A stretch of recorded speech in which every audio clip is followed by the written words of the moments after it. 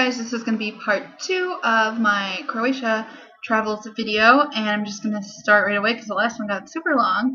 So on our third day in Croatia, we decided to take the recommendation of our tour guide and we went to walk the city walls. This day, it was Tuesday, March 4th, and it was the only day that the weather was like not very nice. It was kind of rainy on and off the whole day, and it was pretty windy.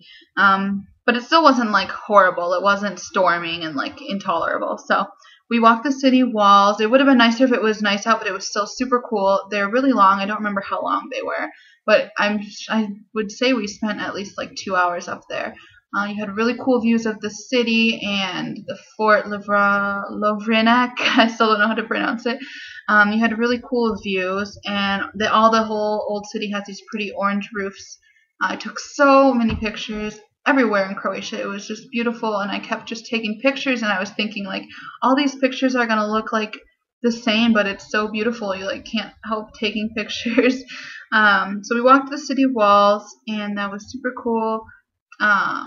It just felt like Game of Thrones, like the whole place up there. After that, we went down and we went to the aquarium, and it wasn't very big, but it was pretty neat. They had like a lot of fish. They had a sea turtle, but he wasn't like moving. He was just like sitting there, and you could barely see him, so I couldn't even get a good picture of him. That sucked because I love turtles. And what else did we do? Or what else did they have? They had seahorses, which were also being really boring and just sitting there, not in very convenient spots for photos. They had an octopus. My favorite thing they had was actually the eels, because they were super active, and just the way they move their body is really cool. I like the eels. They were pretty awesome.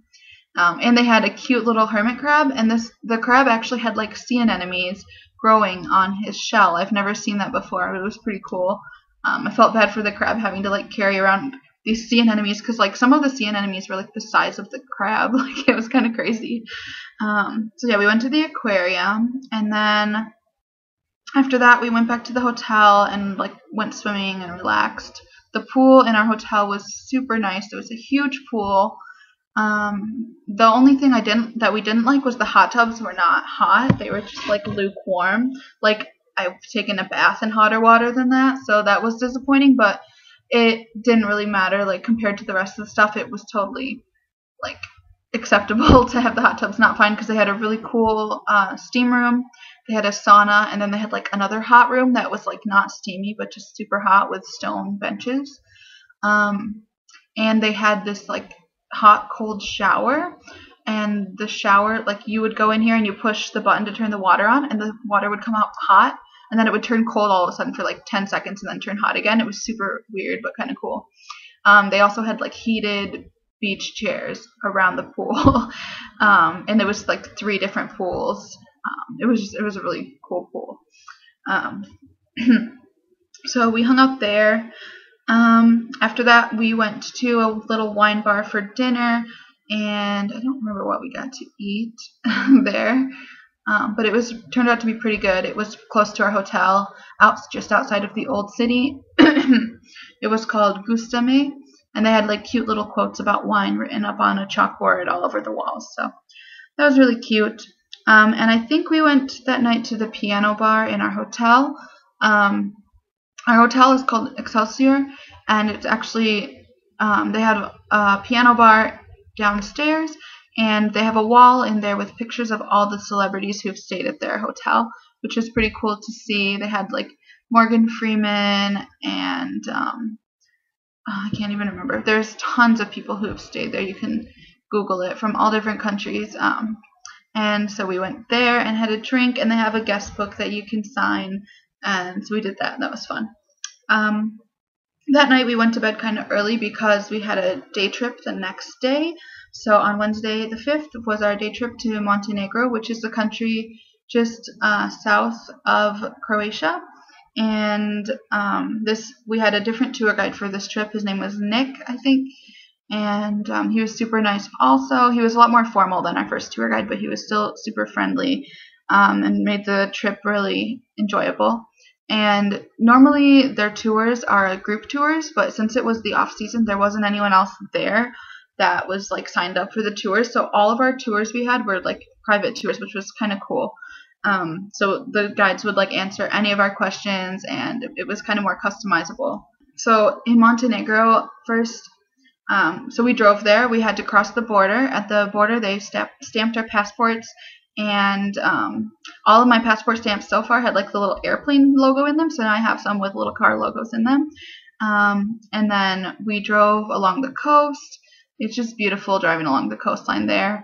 And then there's actually a bay that cuts into Montenegro, and we drove all around the bay. We stopped in a small town called, what was it called? I wrote it down. Perast, P-E-R-A-S-T, and it's just a really tiny little town. We stopped there. It was cute. There's a big mountain behind it. We walked around for a little bit, and there wasn't a lot to do there, but it was just nice to see it. And then we got back in the car. We continued around the bay to the city of Kotor, which is a UNESCO site for their city walls. And we climbed the city walls like partway, and there was a church about halfway up. We walked to the church, and I stopped at the church, and my dad and Sheila went up a little farther. So I was too tired. We'd already walked like a ton of stairs doing the city walls in Dubrovnik and just walking around everywhere, and so I was just like tired because I'm lazier, I guess. They're in better shape than me. So they walked farther up, and I just kind of relaxed and looked over the city. It was really beautiful. You could just see mountains everywhere you looked, and then the bay down below. We did some souvenir shopping there, and there was a lot of cats there also. In all of the cities we visited, there was cats everywhere, which I loved because I love cats. Then we got back in the car, and we drove through a tunnel to get to the town of Budva. And we stopped to see this little island. I can't remember what the island was called now. It was Saint something, but it's like this island is a luxury hotel, basically. So it's like super expensive to stay on this tiny island. And there's little beaches by it, and it's just like an old city walls, but they've all been made into hotels now. Can't remember what it was called. If I remember, I'll put it like the text on here for you guys if I look it up. We went just there just to look at it because you can't go to the island because it's all private. Then we went to the city of Budva, and our tour guide recommended a restaurant for us, and it was really good and pretty cheap. Super cute restaurant right on the ocean, so you could see the ocean and the mountains outside. We all ate the same thing. We all ordered seafood spaghetti. It was delicious. It had shrimp and mussels in it, I think. It was super good. After that, we walked around the old city of Budva, which is quite small compared to Kotor and Dubrovnik, but it was still really cute. Going in the off-season was nice because there's not a lot of people there. And we walked around the little city walls, and then we headed back to meet our tour guide at the car. Then after that, we drove back and took a car ferry to get back across the bay because the bay is actually really large and it takes you like 45 minutes to drive around it. So we took the car ferry across, and then we drove back to Dubrovnik. The tour, I don't think it took... It said ahead of time that it was like 11 hours, but I think we got back at like 6 p.m. and we left at like 8 a.m. or something. So it was a really nice tour. I really liked being able to see so many different cities in Montenegro. And we went to bed kind of early that night also because we had another tour the next day. And that was the tour to the island of Korčula, which is a bit north of Dubrovnik. We had quite a bit of a drive. We drove for maybe an hour, and then we stopped in the city of Stone, which had also beautiful city walls. There's a lot of old cities there with these nice city walls that are really cool that you don't see a lot of places. And in Stone, we climbed the city walls also. They had some like super narrow, steep ones, and we also saw signs that said they had a marathon on these walls, and so my dad and my stepmom were excited about that. But my dad's afraid of heights, so he was a little like unsure on the walls. It just takes him some time to get used to it. So we climbed up the walls, and that city is famous for oysters and for salt mines. So you could see like where they get the salt from the ocean from up above. They have like these grid things in the water. After Stone, we got back in the car, and we continued driving to the city of Orebić. and we didn't stay there very long. We just took a ferry from Ora Beach across to the island of Korčula. So Korčula is quite a big island, and it also contains a city called Korčula. So there's several cities on the island, but the one we went to is the city of Korčula in the island of Korčula.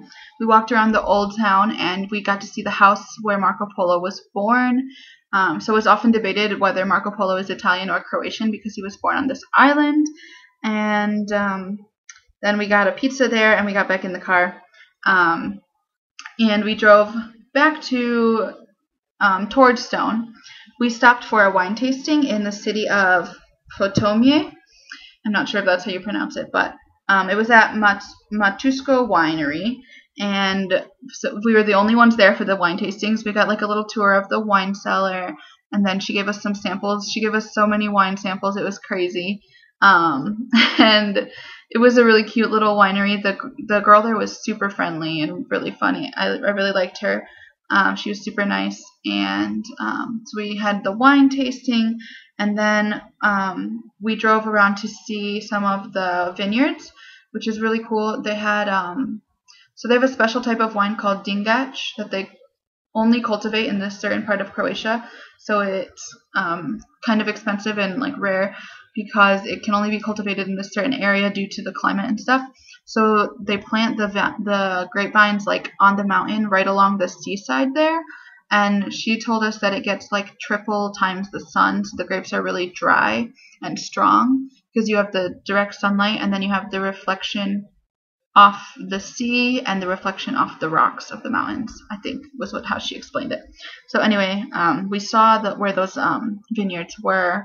That was really cool, right along the coast. And then we went back to Stone for dinner, and we had a really good seafood dinner there. And then after that,